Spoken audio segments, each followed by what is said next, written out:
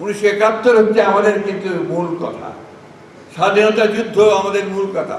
ওইখানে আমাদের কোনো কম্প্রোমাইজ নাই, আমাদের কোনো কম্প্রোমাইজ নাই। গণতান্ত্রিক ব্যবস্থায় আমরা অবশ্যই গণতন্ত্রে বিশ্বাস করি এবং গণতন্ত্রই আমরা চাই।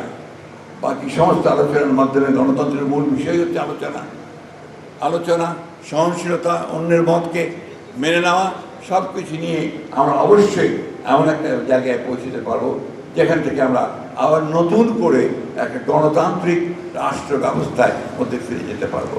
আমার কাছে যেটা মনে হয় যে এই যত দিন যাচ্ছে ততই যারা গণতন্ত্রে বিশ্বাস করে না, যারা জনগণের অগ্রযাত্রায় বিশ্বাস করে না, যারা একটা শোষণহীন সমাজ গড়ে ওঠার যে রাজনীতি, সে রাজনীতি বিশ্বাস করে না, তারা আবার জোট পাকাচ্ছে।